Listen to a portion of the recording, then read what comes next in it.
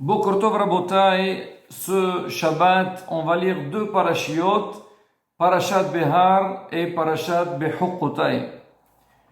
Maintenant, dans la parasha, la première parasha Behar, la Torah parle d'un sujet qui est très important, c'est le lien de la Shemitah. Kadosh Baruch Hu promet le peuple d'Israël d'entrer dans la terre d'Israël, qui vont l'hériter, quand c'est marqué Vehaya Kitabu El Haaretz. Quand vous viendrez dans la terre d'Israël, alors vous devez faire ce qu'on appelle l'année sabbatique. Comment ça marche? C'est que, surtout, on sait que le moyen de parnassa, de vie dans le monde entier, c'est l'agriculture. Quand je vous dis, vous allez venir dans la terre d'Israël, vous allez travailler la terre, alors je vous demande de travailler que 6 ans. 6 ans, vous travaillez la terre, et la 7e année, c'est une année sabbatique. Alors Hachem, il continue. Il dit, si jamais vous allez vous poser la question, alors vous allez dire, si la 7e année, on va pas travailler la terre, comment on va vivre? La Torah dit, qu'est-ce qu'on va manger la 7e année? On va pas planter, donc on n'aura pas de récolte. Hachem dit, ne vous inquiétez pas. Oui, moi, j'envoie la bracha dans la terre.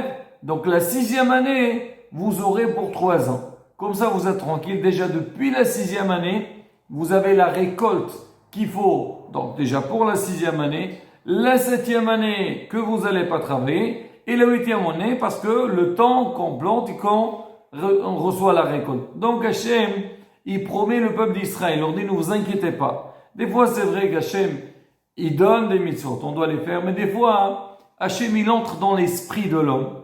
Il sait que l'homme, il est angoissé de nature. Il dit, ne t'inquiète pas.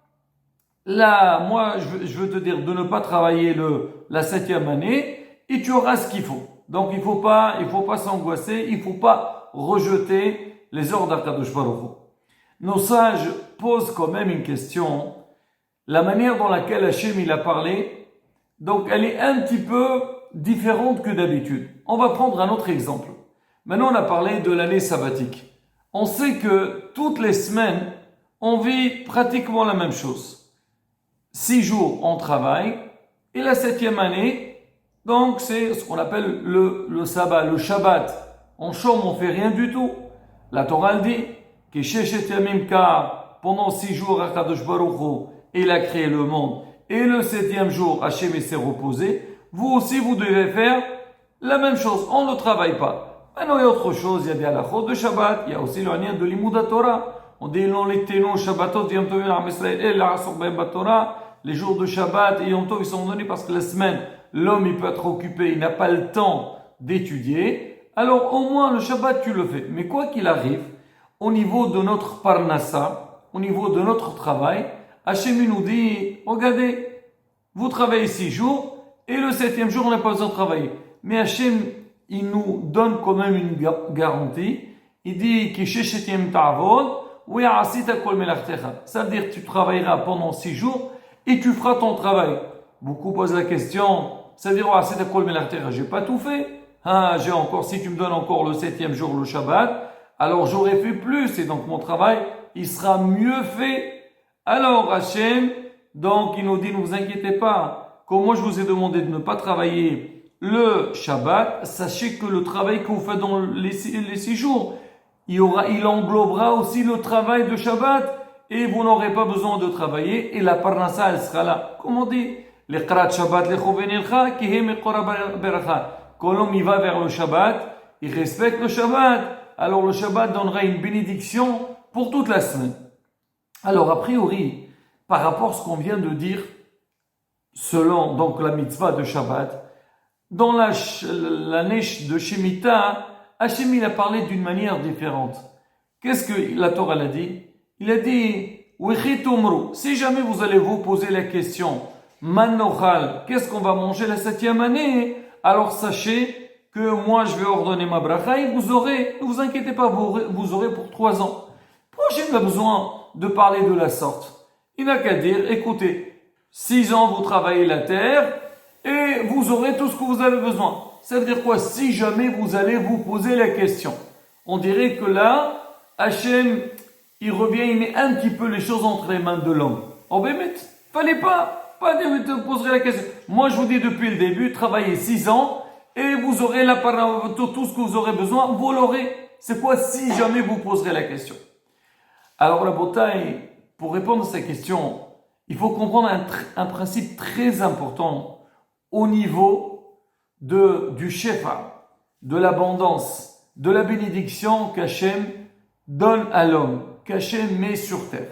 Normalement, Hachem, lui, il a créé le monde. Il sait, il a créé le monde, il a créé l'homme, et il a dit à l'homme, donc tu dois travailler dans ta vie, et tu dois faire les mitzvot, mais moi, Hachem, lui, il est là il garantira tout ce que l'homme, il a besoin. Ça veut dire, normalement, il y a le shefa, l'abondance tombe du ciel, et l'homme, il doit pas du tout se poser la question. C'est pas à moi. Je sais, si moi aujourd'hui, je travaille la terre, et la terre fait pousser, donc, la récolte, moi j'ai fait l'effort. Mais c'est qui a donné l'ordre à la terre de pousser, donc, cette récolte-là? C'est Akadosh Baruch Hu. Si aujourd'hui, les arbres donnent des fruits, moi je fais bien sûr ma'ishtadlut, mais je dois savoir tout seul que la bracha, le shefa, il vient d'Akadosh Baruch Hu. Et ça, la beauté dans tous les domaines de la vie. L'homme, quand il se lève le matin, est-ce qu'il a besoin, comme si je prends une machine et je veux appuyer sur les boutons pour les mettre en marche? Non. L'homme, il se lève, il sait qu'Hachem il a qu'avec un corps.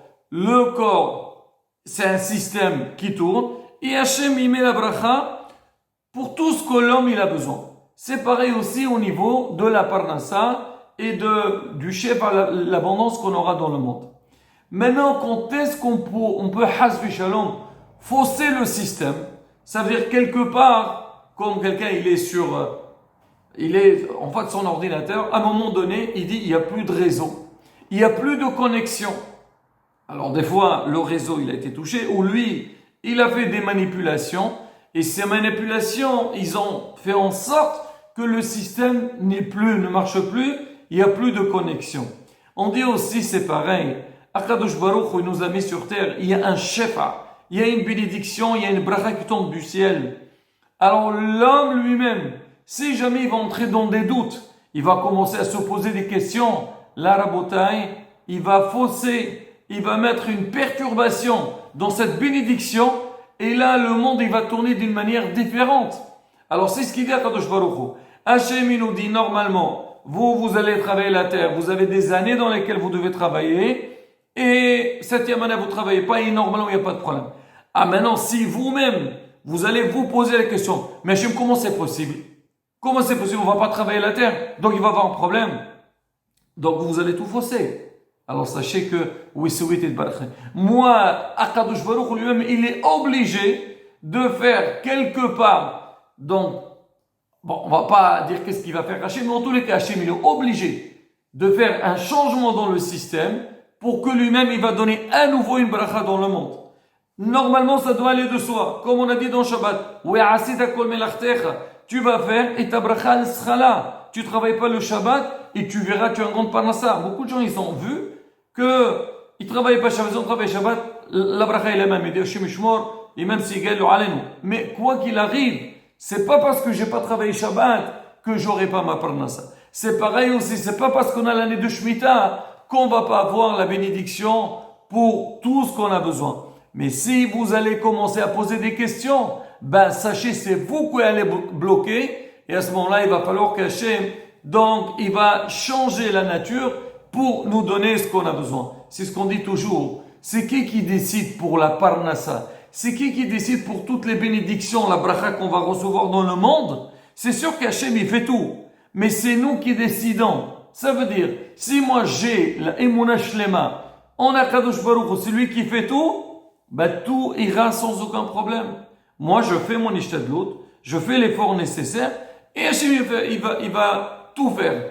Mais si moi je veux me poser des questions et je me dis, la rabotaille c'est pas évident. D'une, il peut bloquer la bénédiction, Et même s'il va pas bloquer, là, il va falloir faire des efforts supplémentaires, prier et demander pour qu'Hachem, il nous donne la bracha. On raconte sur quelqu'un qui avait des problèmes de parnassa. Il est parti voir un rab, le rab, il s'appelle le Rabbi Mekosk.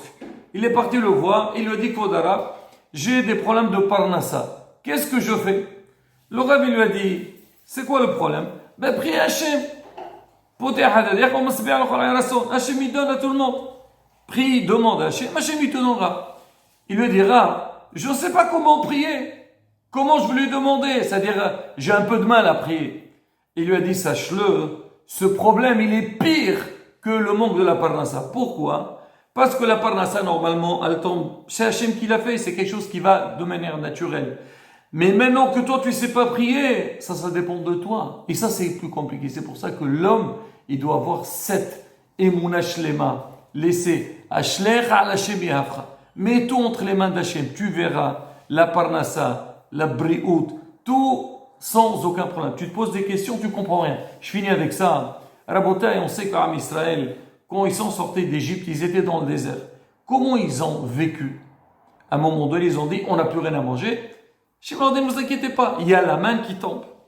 Alors maintenant, les gens qui sont sortis d'Égypte, ils savaient qu'avant ils devaient travailler la terre, et maintenant ça tombe du ciel, c'est un miracle.